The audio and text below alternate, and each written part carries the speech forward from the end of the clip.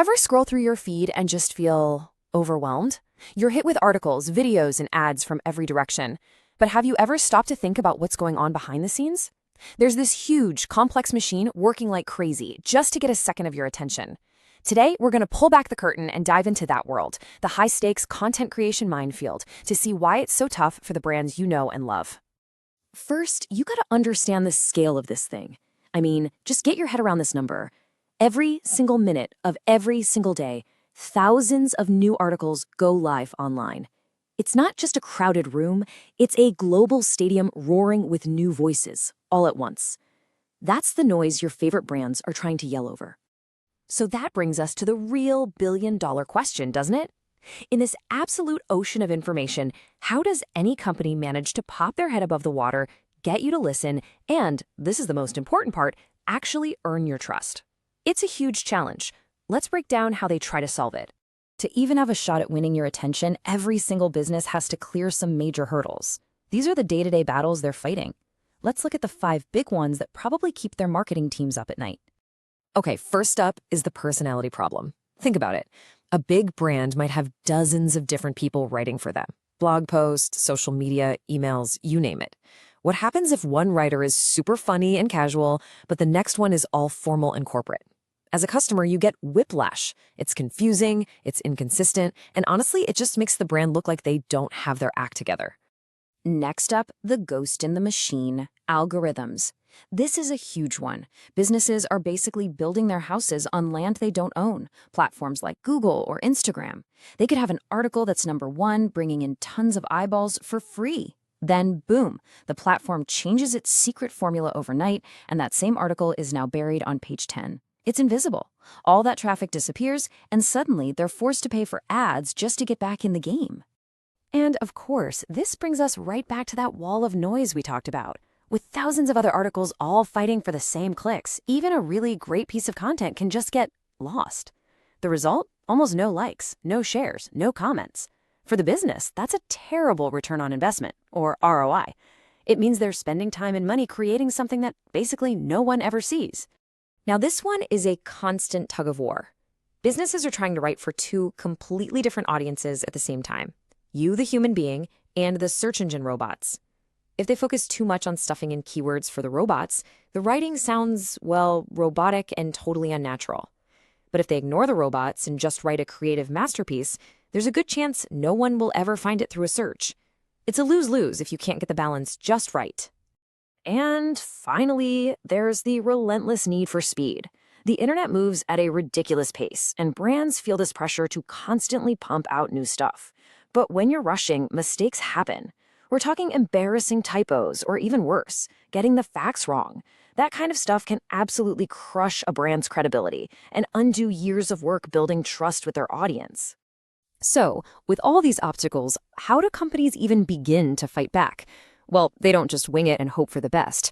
The smart ones create a strategic playbook, and it all starts with something called content governance. I know content governance sounds a little corporate and stuffy, but the idea behind it is actually pretty simple. It's the company's official rulebook for everything they publish. It lays out the whole process, from how an idea becomes an article to what tone of voice to use. It's the master plan that keeps the entire team singing from the same hymn sheet. And this rulebook usually has 2 really critical parts. First, the style guide. This is like the brand's Bible. It spells out exactly what colors to use, what fonts, and what that brand's personality should sound like. That solves the inconsistent voice problem we talked about. And second, and this is non-negotiable, is legal compliance. This is the stuff that makes sure they're not stealing images or making false claims that could get them into massive trouble. Okay, so you have the rules, you're creating consistent content, but is any of it actually working? In business, if you can't measure it, it might as well not exist. So let's look at how companies figure out if all this effort is actually moving the needle. Let's imagine a scenario. A company publishes a new blog post, and it just takes off. It goes viral. They look at their traffic numbers and see this: 50,000 visitors. Amazing, right? Time to pop the champagne. Well, maybe hold on a second. This is where the story gets more interesting.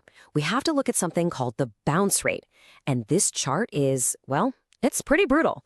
It shows that a whopping 75% of those 50,000 people, that's over 37,000 of them, took one look at the page and left immediately. They bounced. It tells the company that, yeah, the headline got them in the door, but the content inside wasn't interesting enough to make them stick around. And now we get to the number that really pays the bills, the conversion rate. Out of all 50,000 people who showed up, how many actually bought something? Look at that comparison. Only 500. That's a 1% conversion rate. This is the cold, hard number that tells a business if their content is actually making them money or just making noise. So beyond all the rules and all the data, there's one last piece of this puzzle, and it might be the most important. It's not just about what you say, it's how you say it.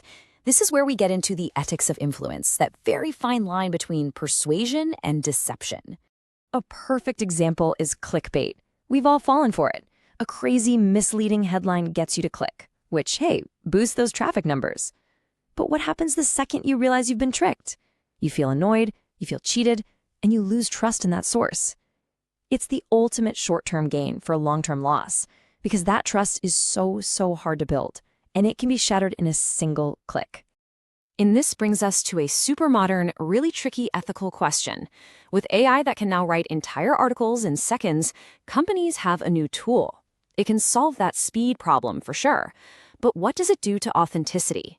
What happens to the human touch? Can a machine, an algorithm, ever really be a trustworthy voice for a brand? That's a debate happening in boardrooms everywhere right now. So when you boil it all down, here's the point. That simple article you just skimmed or that quick video you watched, it's the tip of an enormous iceberg.